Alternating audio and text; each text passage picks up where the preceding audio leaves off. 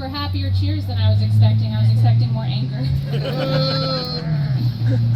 I think it's not lost on me that people have gathered here today when it's 90 degrees outside. We would all rather be sitting in AC, but we know that it's really important for our elected officials to hear how we want our public dollars spent.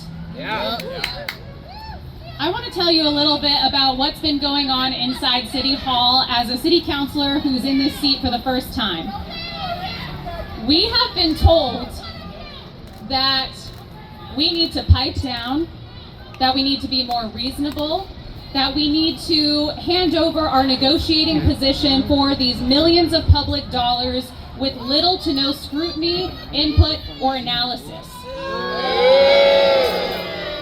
Every single time we have gone into an executive session to learn information about this deal, what the community benefits will be, what the public is actually going to gain in exchange for their taxpayer dollars, we receive little to no information, no concrete numbers, nothing that indicates to me as an elected official that is trying to make decisions based off of real concrete numbers that this is a handout that should be given. Yeah. Councilor Koyama Lane probably touched on this, but we have a lot of public resources that need fixing. We don't have enough funding for schools. We are facing some of the hottest summers and some of the most extreme winters of all time. Just yesterday and the day before, I was out in District 3 giving out frozen water bottles and Gatorade to our unhoused residents, and they are dealing with the brunt of climate change impacts outside first, before anyone else in the community is. And what they are telling us inside is that we need to be prepared to use the Portland Clean Energy Fund, dollars that are meant to protect our city against climate change investments, or to protect them for climate change investments, so that we can fund this deal for the Moda Center.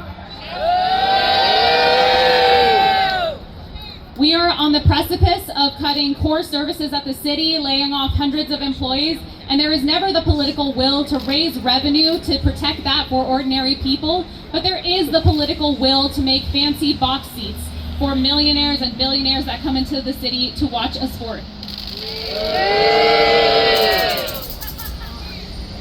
We have also been threatened as elected officials that if we are the people that choose to negotiate firmly, that we will make the Blazers go away, and that's going to cost us our seats. And I have a few things to say to those people. For one thing, have you looked at any of the polling? Have you looked at what's happened in any other cities where city councilors or other elected officials have traded away public dollars in favor of billionaires who are making these deals? All of those elected officials lost their seat. It is in a time where austerity is higher than ever, where wealth inequality is increasing, people are asking us to be responsible with public dollars. And it is not immature, it is not inappropriate. There is nothing wrong with your elected officials negotiating and asking for clarity every single time we're there. So we are having a work session this afternoon. I think every single member of Portland that cares about this issue should be watching. You should be asking those questions. You should be getting the same data. And if your city councilors representing your district are not giving you that information when they are giving out your taxpayer dollars, then you should reconsider who you are ranking in the next election. We're not going to stand by and allow the public to be abused and for taxpayer dollars to be spent on a giveaway to a billionaire just because he's a little bit more stubborn. If it takes our re-elections to preserve the city and to make sure that there is not debt for the next 40 years, then so be it.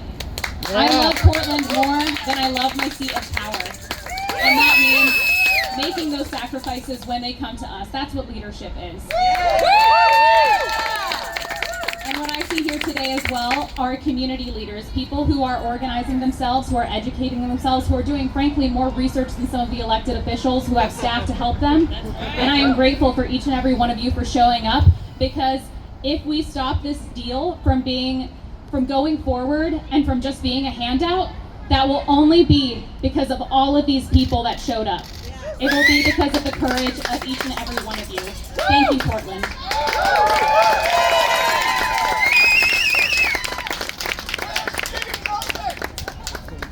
question. All right, that's the end of the press conference. If you want to stick around, people in DSA